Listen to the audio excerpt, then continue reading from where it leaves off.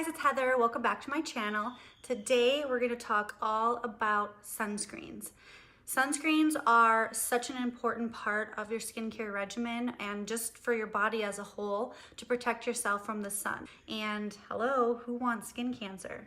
So we're going to talk about sunscreens and I'm going to kind of educate you on the different types of sunscreens.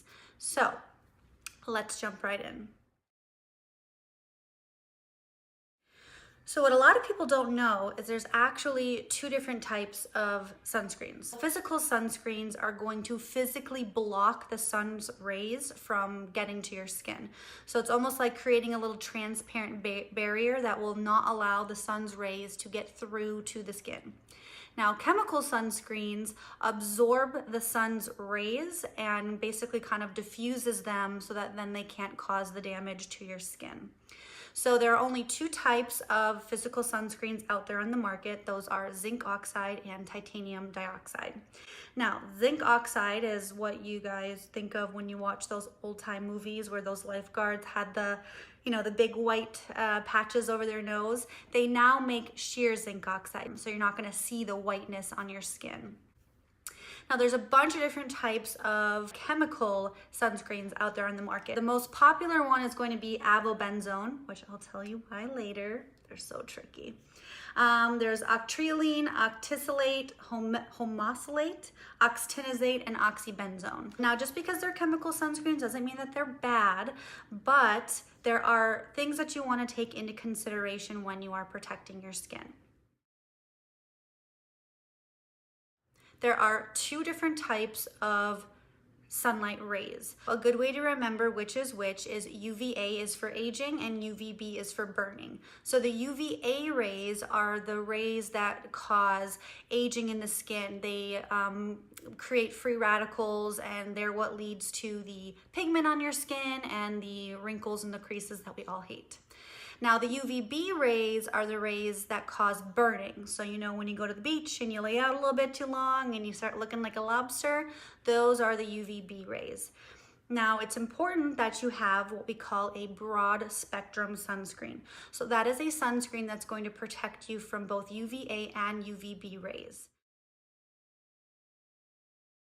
The only forms of sunscreen that are going to protect against those UVA rays are going to be your physical blockers, so your zinc oxide and your titanium dioxide, and then one little chemical component, so that avobenzone. So that actually does protect against UVA rays, however, not as well as the zinc oxide or titanium dioxide. There actually is another chemical sunscreen that does protect against UVA rays, and that's oxybenzone. However, you likely won't find this in many sunscreens because it is considered a little bit of an unsafe ingredient, especially for women.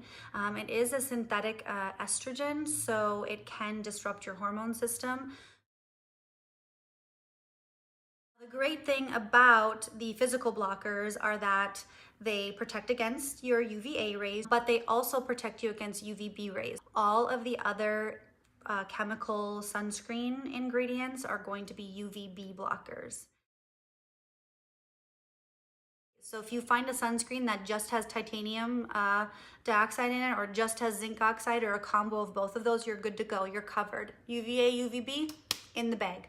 But if you find a sunscreen that only has chemical sunscreen in it, you want to make sure that at least one of those ingredients is avobenzone. The way that a lot of those over-the-counter sunscreens can get away with claiming broad spectrum is that they're a complete chemical sunscreen, so there's no physical blockers in there, but because they have avobenzone, they can call it a broad spectrum.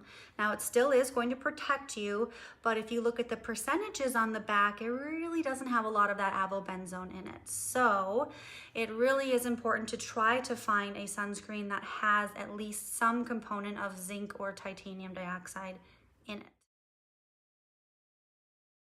Although I'm not against chemical sunscreens, as long as you have that avobenzone, there is one caveat to that. The components in chemical sunscreens can actually rub off your skin when you're in the water, and then that can affect wildlife in the oceans. So if you live in Wisconsin and you're just going to the lake, not a big deal. If you're just gonna be laying out by the pool and dipping your toe in, not a big deal. I do try to avoid chemical sunscreens if I'm going to be going on vacation and going in the ocean. If you want to do some more research on your own about that, I have a great website here for you. It is ewg.org/skindeep, and I will link that down below so you can go and educate yourself and make your own decision on that. Also, head on over to my Instagram, scroll way down to the bottom, and you will find the little chart that I made, which I'll also link right here. And this basically shows the level of toxicity, I guess you could say, or from mildest to most dangerous of the sunscreen ingredients. So again, as we were talking before about the notion of getting rubbed off while you're in the ocean and hurting the wildlife, you can see that the avobenzone really it's in that green category. So it's really not going to be, as much dangerous as if, let's say, you had a sunscreen that had oxygenazate in it. If I can leave you with anything, it's to make sure you are getting a zinc oxide or a titanium dioxide in any of your sunscreens you use. If you can't find that, at least try to find one that has some avobenzone in it and a little bit of a higher percentage of it. Thanks so much for joining me today. If you have any questions on anything, feel free to comment below, and I will see you guys next time. Bye-bye.